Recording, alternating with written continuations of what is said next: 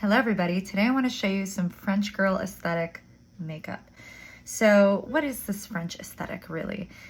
I look at it as chic, effortless, minimal, but very pulled together. I mean, all the things I want to be. The same goes for their wardrobe is very simple yet effective and chic. Even when they get work done. I mean, women in France, and people in France in general, I should say, they're not overfilling and over Botoxing to make everything completely, flat and pulled and plump.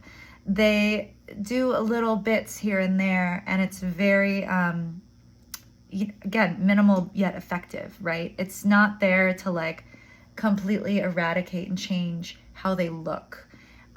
It's about emphasizing the things that they like about themselves and minimizing the things that maybe they don't without it being super obvious. And this is pretty much my beauty aesthetic when it comes to doing makeup for myself or for my clients, which will be easy to follow along with. Part of what's going to make this easy to follow along with is that it's going to be minimal products and minimal tools. So I'm probably not going to use any brushes.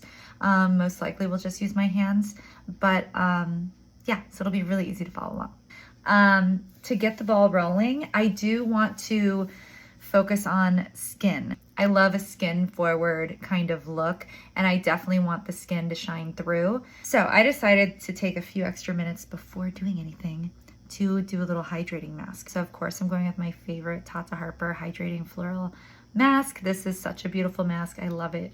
And I'm just gonna do a quick layer of this all over and let it sit for about 10 minutes, and then I will come back to do our tutorial. Okay, it's been 10 minutes. I took the mask off. My skin is feeling plump and hydrated, which is exactly what I wanted.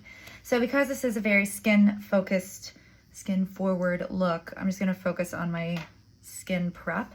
And really what that means is I just want to address how my skin feels and give it what it needs today. And that's what intuitive skincare is. Giving your skin what it needs day to day, not just following in the same routine, which I'm guilty of doing too, by the way. So to start, I always love my hydrating mist. And then I'm going to go in with my little serum from Tata Harper. It's like a vitamin C kind of serum. So this is going to help with brightening. And I also just like the way it feels.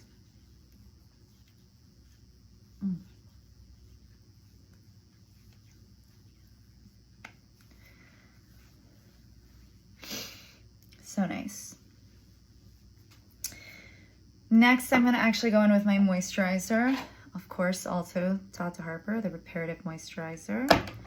This is just my daily moisturizer.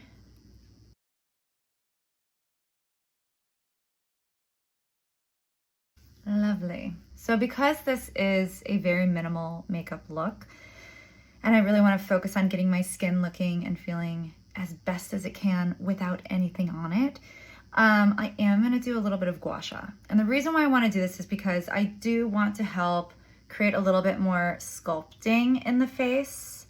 I want to create a little more blood flow in my face. To make my skin just look a little bit brighter and to help, again, to help with a natural kind of contour. So I don't actually have to go in and contour with makeup. Does that make sense? So when you gua sha your face, you do want to apply a facial oil. Of course, I love my Lolly Plum Elixir. I also have jojoba oil nearby. So any sort of face oil that you enjoy, if you're in a pinch, you can use olive oil. Olive oil is really great for your skin. I'm gonna do a decent amount. I probably did I don't know, 5 droppers of this, which is probably still not quite enough. And I first start by pressing it onto my skin. I'm not really trying to massage it in because I need this for lubrication for the gua sha. So it just glides. You don't ever want to be actively pulling or tugging at your skin. And you don't need a lot of pressure either. So just something to remember. So I'm gonna go ahead with this little gua sha stone, and I'm gonna start along my jawline here.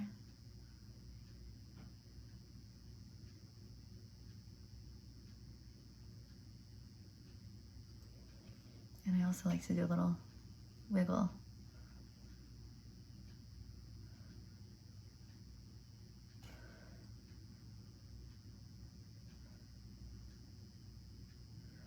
So basically I'm trying to like drain any buildup fluid down into my lip, like down and out so it can get move through the body. Sometimes things get a little stagnant, and that's the point of like a facial massage and facial gua sha. I always do little zigzaggy side to side motions. It's kind of just like breaking up that fascia, breaking up all of that, loosening up the muscles where it holds tension, right? Obviously this is a very sped up version. If you haven't noticed, I'm a little stressed for time. I always finish with like a little down the neck to like help drain everything behind those lymph nodes. So I don't know if you can tell the difference, but this definitely feels a little bit more lifted and sculpted. So I'm gonna go ahead and do the same thing on the other side. So it feels a little bit more sculpted. I feel a little bit more like refined. I don't know. I always like to finish with a little mister because it just feels good. And then you can kind of wipe the oil off, or I generally just massage it in because I run a little bit drier. And I like the glow that it leaves on my skin. So that is that. Does this turn out more? No. Okay. So next thing we're gonna do is I'm just gonna dive right in. So I am gonna like let this oil sink in for a moment, and I'm gonna go in with my eyes. I'm gonna start very simple with Victoria Beckham these eye crayons. This is in Trench. They're like these little eye sticks of eyeshadow, and you can just color them right on, just like that. And I'm just gonna smush it around with my finger. So Trench is like this nice neutral tone, and it's just gonna help brighten my eyelid a little bit. And then because of that, I have some darkness on my eyelids, but there's a little, see that darkness is still kind of hanging in my crease. So I'm kind of creating that natural definition just by highlighting my eyelid. Okay.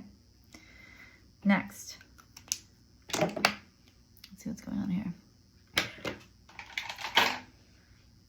I'm going to take another one of her eye sticks. This is in pecan. How do you say it? How do you like to pronounce it?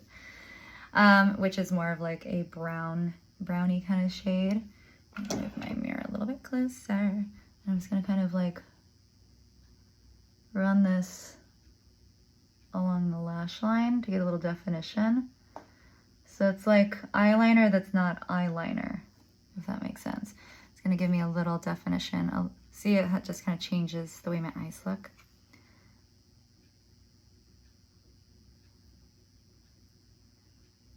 And these things, like once they are, I'm working fairly quickly. Once they're set, they set.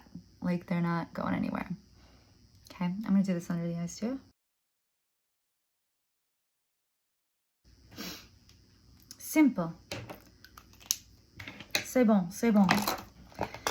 The only tool I'll probably be using today, good old eyelash curler.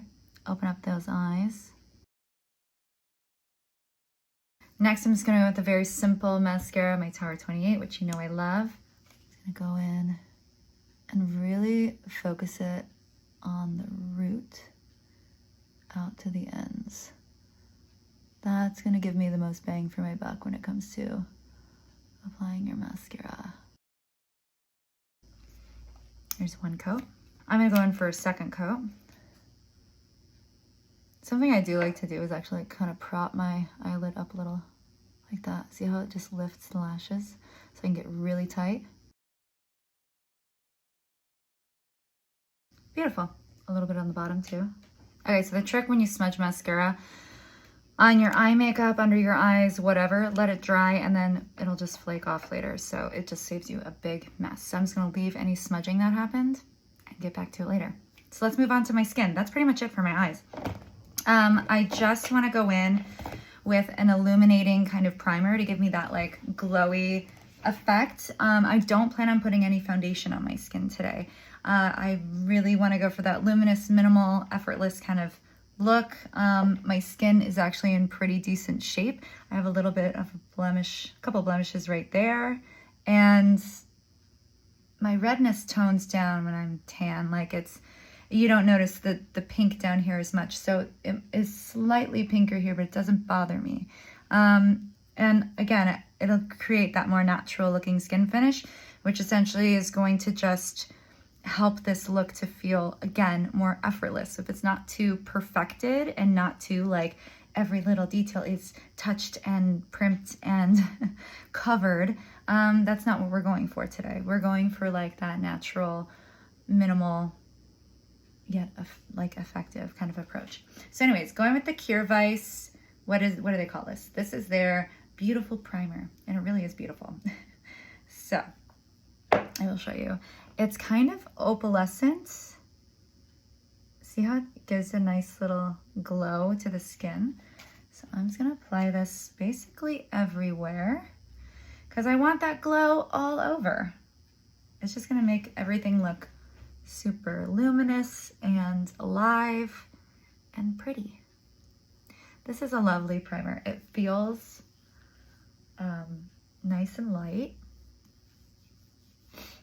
And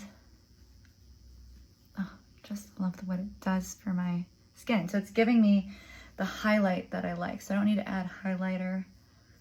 It's all about like minimizing your steps, right? The steps you have to take to get this look.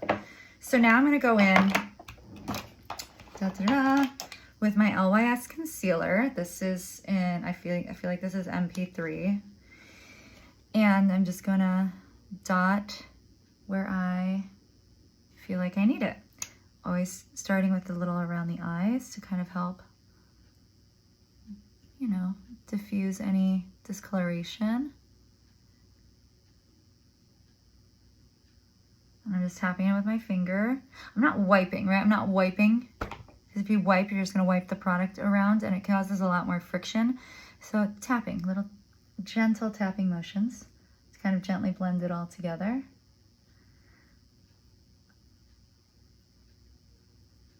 This really does not deviate far from like my everyday, or like my makeup look when I do decide to do my makeup.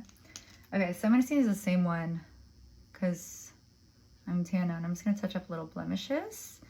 And I mean, I'm gonna hit right here because it's a little pinker than I thought now that I've gotten a little distance. And again, just tapping it in. So a little pink on my chin.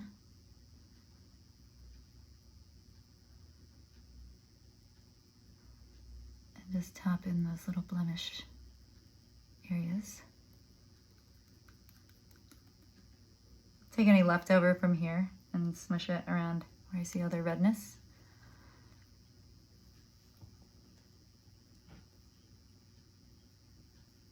Gorgeous.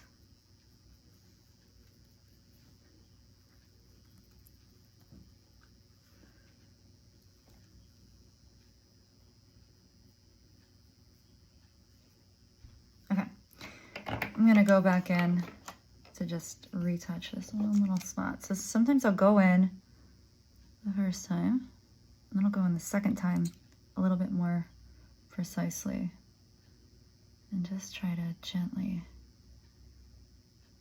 tap it until it disappears like magic. Okay, that's skin. I'm not even kidding. Now let's go in. Again, more multi-use, the Jamie Makeup Lighter, and this one is gonna be in the cherry one. So this is her deepest shade, I believe, like this very reddish one. And I don't really need much. I actually have a little natural flush on my cheeks and on my nose. It might be a little bit of sunburn, I'm not gonna lie. And we're just gonna tap a little bit on the cheek. And gently tap it out. Oh, this doesn't seem like I'm being very gentle, but I am. Right? It's actually nice. I'm gonna take the leftovers on my finger while I have it and just put it on my lips.